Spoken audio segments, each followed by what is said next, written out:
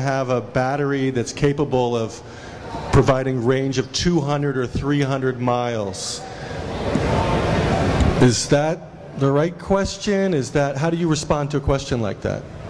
Well, I guess on the pure face of it, a few years ago, the Teslas can go a couple hundred miles, and they've promised 300 for Model S in a couple of years. At the same time, no, it's not really the right question. It's an understandable one, but there's a much broader market for a 100-mile electric car that's 20 grand than a 300-mile electric car that's 60 grand or more, assuming it could even get to 60.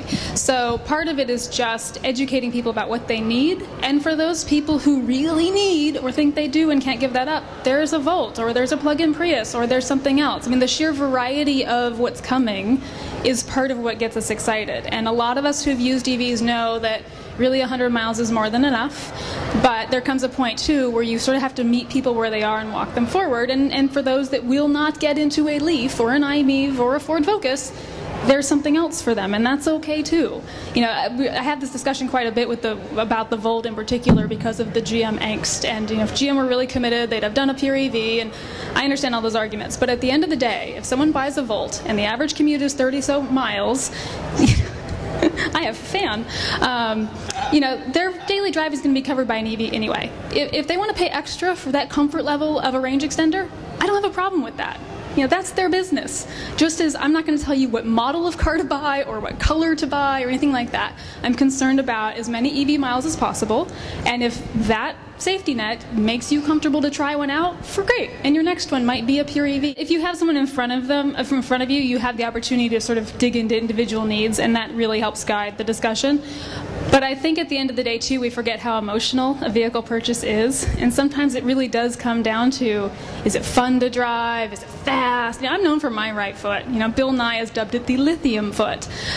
So I kind of look for that in a car. It's not required, but that makes a difference for me. Other people don't care at all about that, and so they won't look for that. And part of it, some people it's passengers, and I have to seat 5, and so that helps inform the choice. And so it's a variety of both pragmatic and less pragmatic choices that go into it.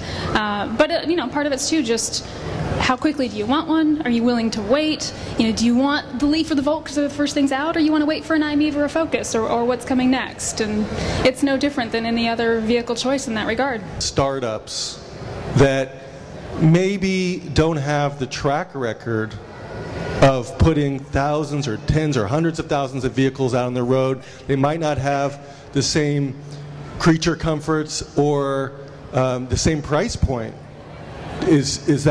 Should we be patronizing those car companies, or is it just too expensive and risky to go for a company that's not putting a really proven product out on the market? Well, I think in terms of investing in them or buying from them, it depends a little bit on your priorities. Some people really want to support the underdogs. People, part of it's your appetite for risk. There is no guarantee that if you bought, I don't want to pick on one of them, but if you bought one, that they'll be around in 5 years. Anything could happen.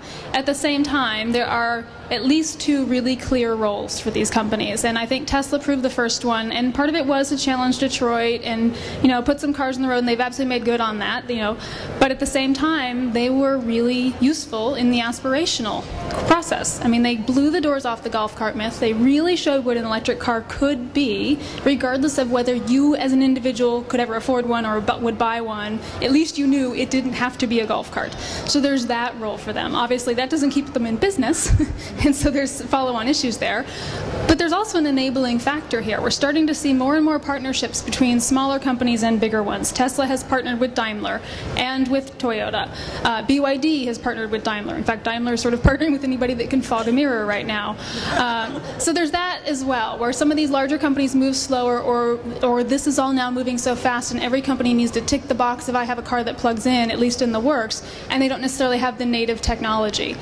Ford is a slightly different example of that. They partnered with Azure for the Transit Connect and Magna for the Ford Focus rather than doing it themselves. It's in some cases a quicker path to market. In some ways it's just getting technology you don't have natively.